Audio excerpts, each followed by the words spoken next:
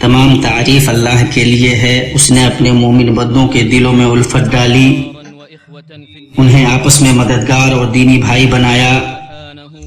میں اس پاک ذات کی حمد بیان کرتا ہوں اور شکر بجا لاتا ہوں. اس کی جناب میں توبہ کرتا ہوں اور اس سے مغفرت طلب کرتا ہوں، اور میں گواہی دیتا ہوں کہ اللہ کے سوا کوئی معبود حقیقی نہیں، وہ ایک ہے، اس کا کوئی شریک نہیں. اور میں گواہی دیتا ہوں کہ محمد اللہ کے بندہ اور اس کے رسول ہیں، اس کے سچے دوست محبوب ہیں. اللہ تبارک و تعالیٰ نے اپنی مدد اور ایمان والوں سے ان کی تائید کی اور ان کے دلوں میں الفت پیدا کی، تو وہ اس کی نعمت سے بھائی بھائی ہو گئے. میرے رب کا درود و سلام ان پر، ان کی پاک نیک آل بیت پر، ان کے بابرکت روشن صحابہ پر اور ان کی درست طریقے سے پیروی کرنے والوں پر نازل ہو. اما بعد، مسلمانوں، میں خود کو اور تمہیں اللہ عز و جل کے تقوی کی وصیت کرتا ہوں. اللہ کا فرمان ہے، ترجمہ: اے ایمان والو، اللہ تعالیٰ سے اتنا ڈرو جتنا اس سے ڈرنا چاہیے، اور دیکھو مرتے دم تک مسلمان ہی رہنا. اللہ تعالیٰ کی رسی کو سب مل کر مضبوط تھام لو اور پھوٹ نہ ڈالو. اور اللہ تعالیٰ کی اس وقت کی نعمت کو یاد کرو جب تم ایک دوسرے کے دشمن تھے، تو اس نے تمہارے دلوں میں الفت ڈال دی، پس تم اس کی مہربانی سے بھائی بھائی ہو گئے. اور تم آگ کے گڑھے کے کنارے پہنچ چکے تھے، تو اس نے تمہیں بچا لیا. اللہ تعالیٰ اسی طرح تمہارے لیے اپنی نشانیاں بیان کرتا ہے تاکہ تم ہدایت پاؤ. مسلمانوں، واقعی اللہ پاک نے اپنے نبیوں کو دین، الفت اور جماعت قائم کرنے کے لیے اور پھوٹ اور مخالفت ترک کرنے کے لیے بھیجا. اللہ تعالیٰ کا فرمان ہے، اللہ تعالیٰ نے تمہارے لیے وہی دین مقرر کر دیا ہے جس کے قائم کرنے کا اسے نوح علیہ السلام کو حکم دیا تھا، اور جو بذریعہ وہی ہم نے تیری طرف بھی بھیج دی ہے، اور جس کا تاکیدی حکم ہم نے ابراہیم اور موسیٰ اور عیسیٰ علیہ السلام کو دیا تھا کہ اس دین کو قائم رکھنا اور اس میں پھوٹ نہ ڈالنا. اسی لیے جب اللہ کے نبی صلی اللہ تعالی علیہ وسلم کے مبارک قدم مدینہ پہنچے تو آپ کی دعوت کی ترجیحات میں سے یہ تھا کہ آپ نے مسجد قباء کی تعمیر کی اور مہاجرین اور انصار میں بھائی چارہ کرایا. لوگ دور جاہلیت کی عداوت سے اسلام کی الفت میں آ گئے. غریب الدیار لوگ انصار کے بھائی ہو گئے، جو ان کے گھر اور ان کے مال کے شریک ہو گئے. اللہ کا فرمان ہے، ترجمہ: اور ان کے لیے جنہوں نے اس گھر میں یعنی مدینہ اور ایمان میں ان سے پہلے جگہ بنا لی ہے اور اپنی طرف ہجرت کر کے آنے والوں سے محبت کرتے ہیں. اور مہاجرین کو جو کچھ دے دیا جائے اس سے وہ اپنے دلوں میں کوئی تنگی نہیں رکھتے، بلکہ خود اپنے اوپر انہیں ترجیح دیتے ہیں، وہ خود کو کتنی ہی سخت حاجت ہو. بات یہ ہے کہ جو بھی اپنے نفس کے بخل سے بچایا گیا وہی کامیاب اور بامراد ہے. آپ صلی اللہ علیہ وسلم نے اپنے ساتھیوں کے بیچ صرف محبت و اخوت کا رشتہ قائم کرنے پر ہی بس نہیں کیا، بلکہ الفت و محبت کی بقا و دوام کے لیے آپ نے اس پر توجہ دی، اس کی حفاظت کی وصیت کی اور اس کی فضیلت بیان کی. صحیح مسلم کے اندر حضرت ابو ہریرہ رضی اللہ تعالیٰ عنہ سے روایت ہے، ایک آدمی اپنے دوسرے گاؤں میں رہ رہے بھائی کی زیارت کی. اللہ پاک نے ایک فرشتے کو اس کے راستے پر متعین کر دیا. جب وہ آدمی وہاں پہنچا تو فرشتے نے پوچھا، کہاں کا ارادہ ہے؟ اس نے کہا، اس گاؤں میں میرا ایک بھائی ہے، اسی کا ارادہ ہے. فرشتے نے کہا، کیا اس کے پاس تمہاری کوئی چیز ہے جس کی حفاظت وغیرہ چاہ رہے ہو؟ اس نے کہا، نہیں، البتہ میں اس سے اللہ کے لیے محبت کرتا ہوں.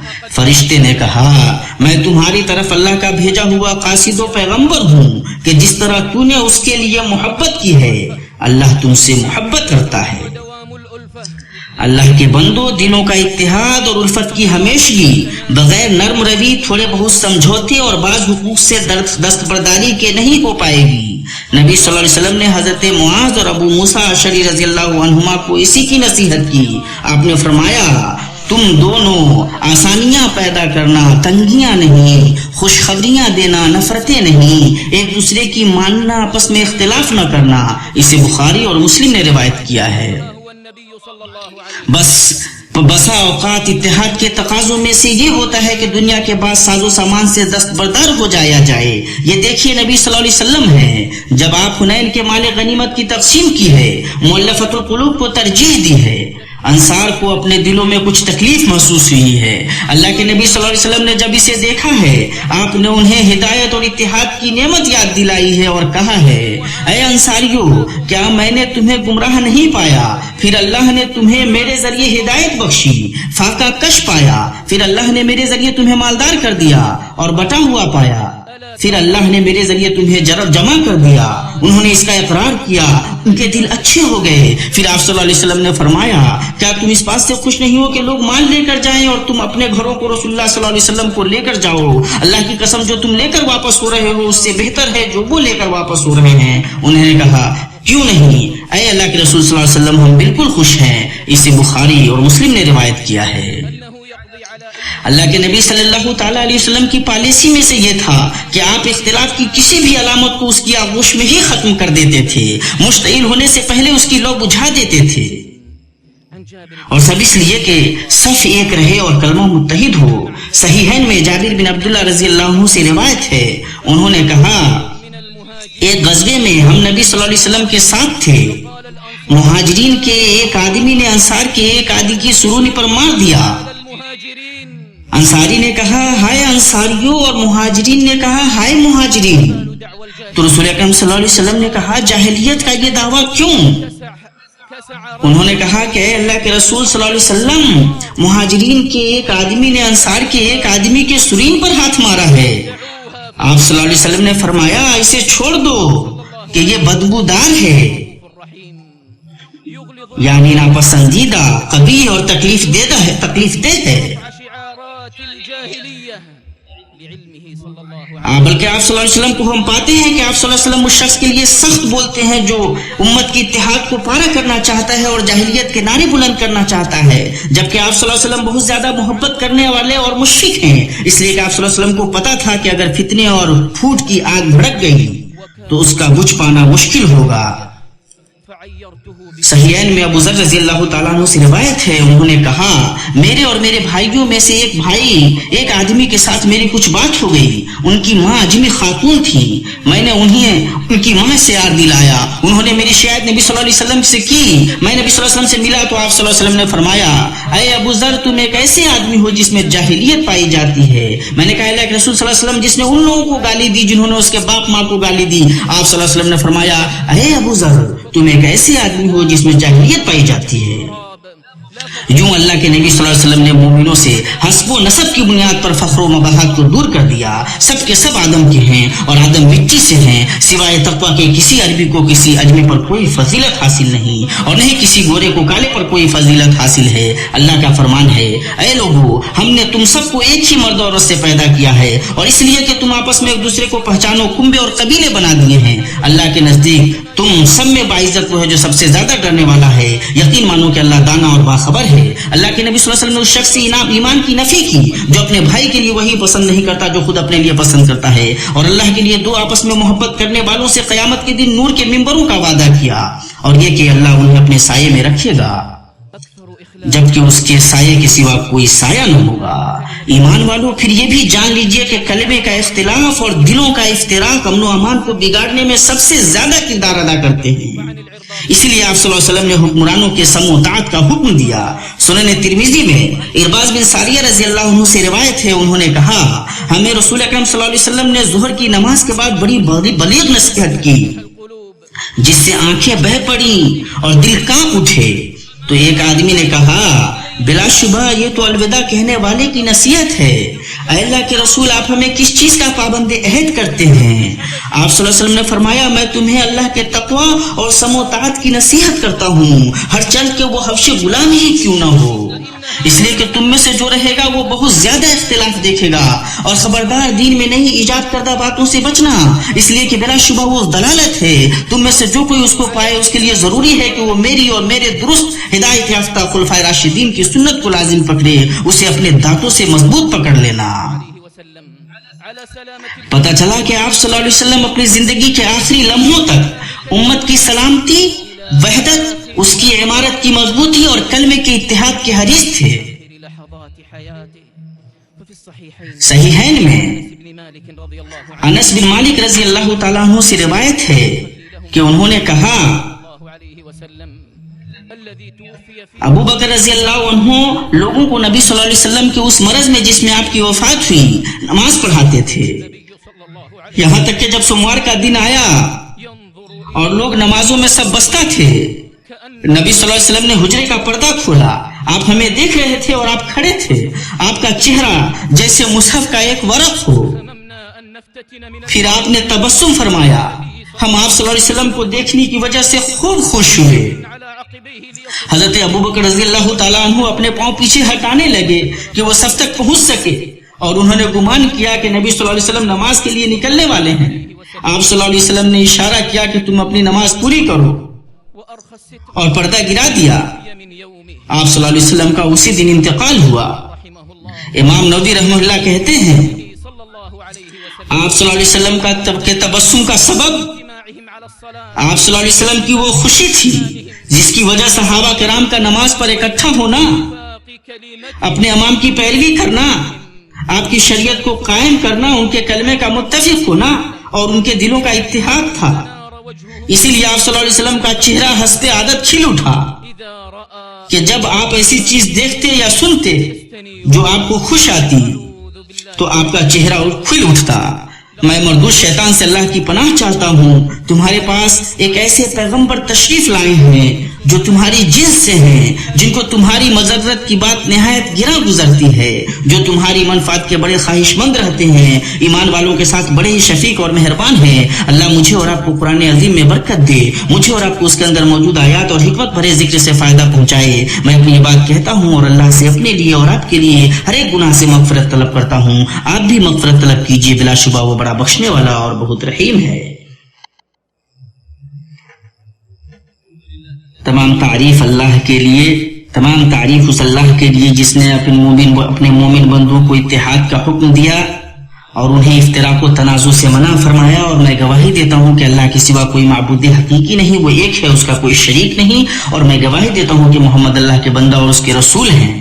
اللہ ان پر، ان کی آل پر، صحابہ پر خوب خوب درود و سلام نازل کرے۔ اما بعد، مسلمانوں، اگر اتحاد ہر وقت اور ہر لمحے کی ضرورت ہے تو آج مسلمان اس اتحاد کے کسی بھی اور وقت سے زیادہ ضرورت مند ہیں۔ اتحاد رحمت ہے اور پھوٹ عذاب ہے، لیکن اللہ کے بندو، ہم اگر وحدت صف اور اتحاد ملت چاہتے ہیں تو ہمیں اپنی بابرکت شریعت کی حد میں اجتہادات اور آراء کے تنوع کو سمیٹنا پڑے گا، سمونا پڑے گا۔ یہ دیکھیے اللہ کے انبیاء ہیں، ان کے بیچ بھی آپس میں اختلاف ہوئے، حالانکہ وہ اللہ جل جلالہ و تقدس اسماؤہ کی مخلوق میں سب سے پسندیدہ اور اچھے لوگ ہیں۔ اللہ پاک نے اپنی کتاب عزیز میں موسیٰ اور ہارون علیہ السلام کے مابین اختلاف کا ذکر کیا ہے۔ اللہ کا ارشاد ہے، ترجمہ، موسیٰ علیہ السلام کہنے لگے، اے ہارون، انہیں گمراہ ہوتا ہوا دیکھتے ہوئے تجھے کس چیز نے روکا تھا کہ تو میرے پیچھے نہ آیا؟ کیا تو بھی میرے فرمان کا نافرمان بن بیٹھا؟ ہارون علیہ السلام نے کہا، اے میرے ماں جائے بھائی، میری داڑھی نہ پکڑ اور سر کے بال نہ کھینچ، مجھے تو صرف یہ خیال دمنگیر ہوا کہ کہیں آپ یہ نہ فرمائے کہ تو نے بنی اسرائیل میں تفرقہ ڈال دیا اور میری بات کا انتظار نہ کیا۔ یہ اختلاف واقع ہوا، لیکن دونوں نے ایک دوسرے کو معذور سمجھا۔ کسی آدمی کے لیے جائز نہیں کہ اس اختلاف کو پھوٹ، لڑائی اور دلوں کے اختلاف کا ذریعہ بنائے۔ اللہ کے نبی صلی اللہ علیہ وسلم نے اس سے ڈرایا ہے۔ صحیح بخاری میں حضرت ابن مسعود رضی اللہ تعالیٰ عنہ سے روایت ہے کہ انہوں نے کہا، میں نے ایک آدمی کو ایک آیت پڑھتے ہوئے سنا اور میں نے نبی صلی اللہ علیہ وسلم کو اس کے خلاف پڑھتے ہوئے سنا، تو آپ صلی اللہ علیہ وسلم تو اس آدمی کو لے کر نبی صلی اللہ علیہ وسلم کے پاس آیا اور آپ کو بتلایا، میں نے آپ صلی اللہ علیہ وسلم کے چہرے پر ناپسندگی دیکھی، اور آپ نے کہا، تم دونوں درست ہو اور اختلاف نہ کرو، اس لیے کہ بلا شبہ تم سے پہلے جو لوگ تھے انہوں نے اختلاف کیا اور ہلاک ہوئے۔ اور صحابہ کرام رضوان اللہ علیہم اجمعین کے درمیان اس قدر مودت و الفت اور رحمت کے باوجود ان کے مابین بھی کبھی کبھی اختلاف ہو جاتا تھا، لیکن ان کے دل پاک صاف تھے۔ یہ دیکھیے حسان بن ثابت رضی اللہ عنہ ہے، واقعہ عفت سے متعلق جو لوگ باتیں بنانے والے تھے ان میں یہ بھی تھے۔ عروہ بن زبیر کہتے ہیں میں حسان کو عائشہ کے پاس گالی دینے لگا تو عائشہ نے کہا انہیں گالی مت دو، وہ رسول اکرم صلی اللہ تعالی علیہ وسلم کا دفاع کیا کرتے تھے۔ اسے بخاری اور مسلم نے روایت کیا ہے۔ حضرت ابن عباس رضی اللہ عنہ نے حضرت زید بن ثابت رضی اللہ عنہ سے بعض مسائل میں اختلاف کیا۔ اس اختلاف کے باوجود ابن عباس رضی اللہ عنہما زید رضی اللہ عنہ کی اونٹنی کی نکیل تھامتے اور کہتے ہمیں اپنے بڑوں اور علماء کے ساتھ ایسا ہی کرنے کا حکم دیا گیا ہے، اور زید رضی اللہ عنہ ابن عباس کا ہاتھ چومتے اور کہتے ہمیں اپنے نبی صلی اللہ علیہ وسلم کے آل بیت کے ساتھ ایسا ہی کرنے کا حکم دیا گیا ہے۔ اسی طرح تابعین اور تبع تابعین اپنے اختلاف کے وقت صحابہ کرام رضوان اللہ علیہم اجمعین کے نہج پر چلا کرتے تھے، جو انہوں نے اس ایمانی اخوت کے حقوق کی حفاظت کی جو انہیں متحد کرتی تھی۔ امام احمد حنبل نے کہا اور وہ مسائل جن میں امام شافعی نے امام ابو حنیفہ کی مخالفت کی وہ بہت ہیں، اس کے باوجود امام شافعی نے کہا فقہ میں لوگ ابو حنیفہ کے احسان مند ہیں۔ امام احمد حنبل نے کہا اسحاق کے مثل کوئی شخص پل پار کر کے خراسان نہیں پہنچا، ہر چند کے بعد اشیاء میں وہ ہماری مخالفت کرتے تھے، لیکن لوگوں میں ایک دوسرے کی مخالفت تو ہمیشہ ہوتی رہتی ہے۔ یونس الصدفی کہتے ہیں میں نے شافعی سے پڑھ کر کسی کو عقل مند نہیں پایا، میں نے ایک مسئلے میں ایک ہی دن ان سے مناظرہ کیا، پھر ہم دونوں جدا ہو گئے، پھر وہ مجھ سے ملے اور میرے ہاتھ کو پکڑ کر کہا اے ابو موسیٰ کیا یہ درست نہیں کہ ہم بھائی بھائی ہوں، ہر چند کے کسی ایک مسئلے میں ہم متفق نہ ہوں۔ اللہ کے بندو، ہمارے سلف صالح کی تاریخ کے یہ روشن مواقف اور رویے ہیں اور یہ شرعی مقاصد کے موافق ہیں جو آپسی الفت اور رحم دلی کا حکم دیتے ہیں، جس کا تمام مسلمانوں میں چھائے رہنا ضروری ہے۔ ایسا نہ ہو کہ لڑائی اور جھگڑا ہی ہر اختلاف کی اصل ہو جائے، اور یہ اس لیے کہ مسلمانوں کی ہوا نہ اکھڑے اور ان کی قوت کمزور نہ پڑے۔ اللہ کا فرمان ہے آپس میں اختلاف نہ کرو ورنہ بزدل ہو جاؤ گے اور تمہاری ہوا اکھڑ جائے گی، اور صبر و سہارا رکھو، یقیناً اللہ تعالیٰ صبر کرنے والوں کے ساتھ ہے۔ شیخ اسلام ابن تیمیہ رحمۃ اللہ علیہ کہتے ہیں جہاں تک احکام میں اختلاف کی بات ہے تو وہ اس سے زیادہ ہے کہ انہیں منضبط کیا جا سکے۔ تو اگر ایسا ہوتا کہ جب ایک چیز میں دو مسلمانوں کے بیچ اختلاف ہوتا اور دونوں ایک دوسرے کو چھوڑ دیتے تو مسلمانوں میں نہ عصمت بچتی اور نہ اخوت۔ ابو بکر اور عمر رضی اللہ عنہما مسلمانوں کے سردار تھے، بہت سی چیزوں میں ان کے بیچ اختلاف ہوا کرتا تھا، لیکن وہ دونوں صرف بھلائی کا ہی ارادہ رکھتے تھے۔ ابن تیمیہ رحمہ اللہ کی بات ختم ہوئی۔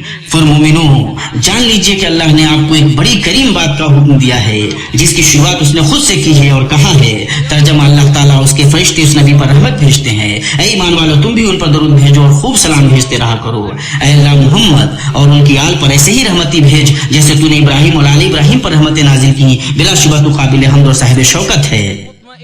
اے اللہ محمد اور آل محمد پر ایسے ہی برکتیں اتار جیسے تو نے ابراہیم اور آل ابراہیم پر برکتیں اتاری، بلا شبہ تو قابل حمد اور صاحب شوکت ہے۔ اے اللہ تو راضی ہو جا خلفائے راشدین ابو بکر، عمر، عثمان اور علی سے اور بقیہ سارے صحابہ اور تابعین سے، اور جو قیامت تک درست طریقے سے ان کی پیروی کریں ان سے، اور انہی کے ساتھ ہم سے بھی اپنے عفو و کرم اور جود و سخا سے اے ارحم الراحمین۔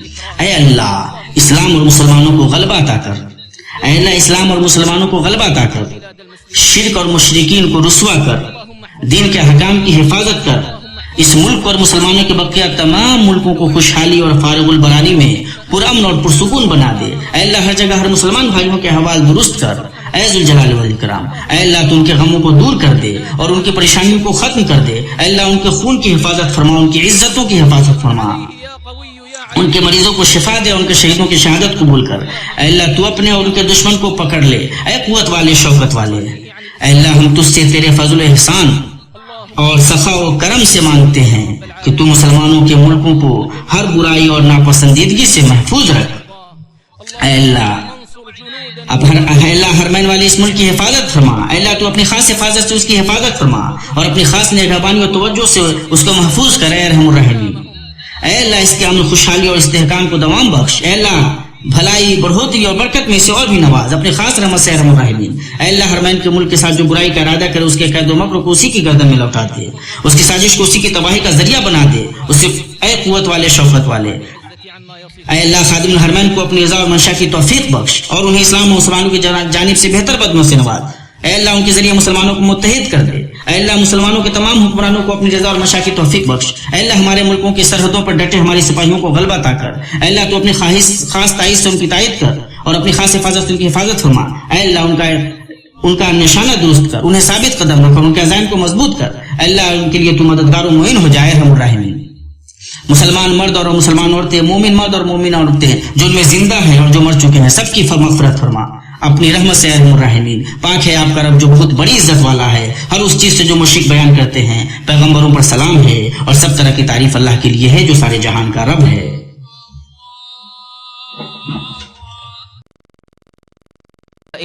إن الله وملائكته يصلون على النبي يا أيها الذين آمنوا صلوا عليه وسلموا تسليما اللهم صل على محمد وعلى آل محمد كما صليت على إبراهيم وعلى آل إبراهيم إنك حميد مجيد اللهم بارك على محمد وعلى آل محمد كما باركت على إبراهيم وعلى آل إبراهيم إنك حميد مجيد وارض اللهم عن الخلفاء الراشدين أبي بكر وعمر وعثمان وعلي وعن سائر الصحابة والتابعين ومن تبعهم بإحسان إلى يوم الدين وعنا معهم بعفوك وكرمك وجودك يا أرحم الراحمين اللهم أعز الإسلام والمسلمين اللهم أعز الإسلام والمسلمين وأذل الشرك والمشركين واحم حوزة الدين واجعل هذا البلد آمنا مطمئنا وسائر بلاد المسلمين اللهم أصلح أحوال المسلمين في كل مكان يا ذا الجلال والإكرام اللهم فرج همهم ونفس كربهم اللهم احقن دماءهم واحفظ أعراضهم واشف مرضاهم وتقبل شهداءهم اللهم عليك بعدوك وعدوهم يا قوي يا عزيز يا ذا الجلال والإكرام اللهم إنا نسألك بفضلك ومنتك وجودك وكرمك أن تحفظ بلاد المسلمين من كل سوء ومكروه اللهم احفظ بلاد الحرمين اللهم احفظها بحفظك واكلأها برعايتك وعنايتك اللهم أدم أمنها ورخاءها واستقرارها برحمتك يا أرحم الراحمين اللهم من أرادنا وبلادنا وبلاد المسلمين بسوء فاجعل تدبيره تدميرا عليه يا قوي يا عزيز يا ذا الجلال والإكرام اللهم وفق خادم الحرمين لما تحب وترضى واجزه عن الإسلام والمسلمين خير الجزاء اللهم اجمع به كلمة المسلمين يا رب العالمين اللهم وفق جميع ولاة أمور المسلمين لما تحبه وترضاه اللهم انصر جنودنا المرابطين على حدود بلادنا اللهم أيدهم بتأييدك واحفظهم بحفظك اللهم سدد رميهم وثبت أقدامهم اللهم كن لهم معينا ونصيرا برحمتك يا أرحم الراحمين اللهم اغفر للمسلمين والمسلمات والمؤمنين والمؤمنات الأحياء منهم والأموات برحمتك يا أرحم الراحمين سبحان ربك رب العزة عما يصفون وسلام على المرسلين والحمد لله رب العالمين.